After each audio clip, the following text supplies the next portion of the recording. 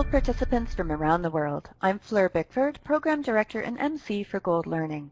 I'm chatting today with Dr. Karleen Gribble about her upcoming keynote presentation titled Infant and Young Child Feeding in Emergencies, Background, Best Practice, and What You Can Do.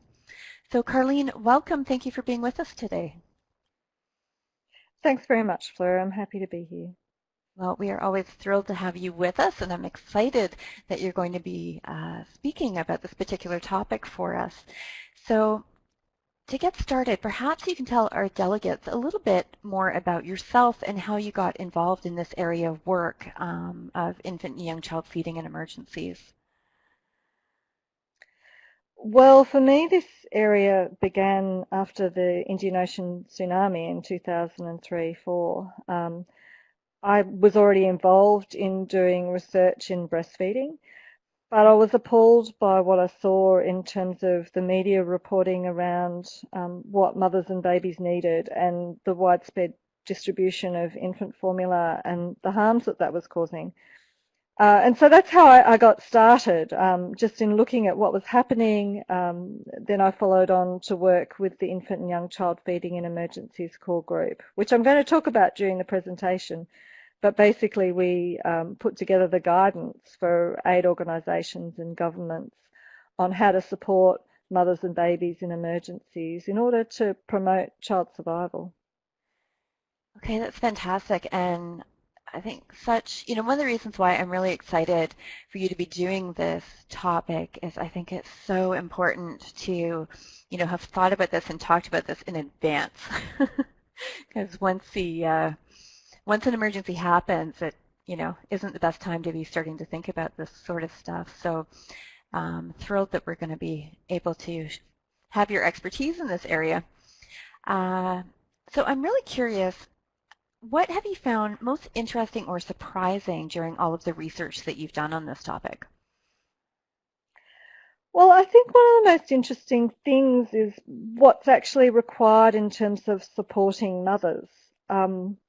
That really, I think a lot of people think that in an emergency that the support that needs to be provided is very different in terms of breastfeeding counselling and infant feeding counselling than what it would be in a non-emergency situation, that you'd expect that somebody who's just had their house washed away by a tsunami or they're a refugee fleeing, that actually that it would be different in providing that support. But actually it's not really. The sort of concerns that mothers have for their babies are the same.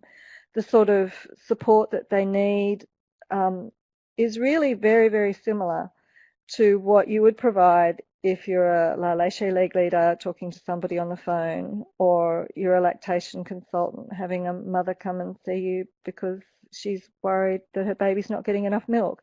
It's really very similar in that respect. It's different in other respects. The context is different. The things that are going on the outside are different. But in terms of actually what mothers need, it's very, very similar. So interesting. That is quite interesting. You would expect that it would be a little bit different in that situation, but wonderful. Thank you for sharing that with us, Karleen. That's fascinating. So as we just finish up our interview here, perhaps you can tell us a little bit about what you hope delegates will take away from your presentation and be able to take back with them to their own practices and communities. I really hope that they'll see a place for themselves in this, that they'll see that there are actually some things that they can do, whether that's in terms of talking to aid organisations and lobbying, or whether it's actually going and working in an emergency, helping mothers and babies. There's a role for everybody. So I hope that that's what they'll get, that they'll become motivated and that they'll actually see what they can do. Oh, that's wonderful. So, Karleen, thank you so much for taking the time to chat with me today. And for our delegates who are listening, Just a reminder that Karleen is the closing keynote speaker for Gold Lactation 2017, and you can listen to her live on May 1st. And Karleen's presentation will be available free to the public for a short period of time, so be sure to visit goldlactation.com to reserve your seat. And we look forward to hearing more from Karleen on May 1st. So thank you so much, everyone, for joining, and have a wonderful day.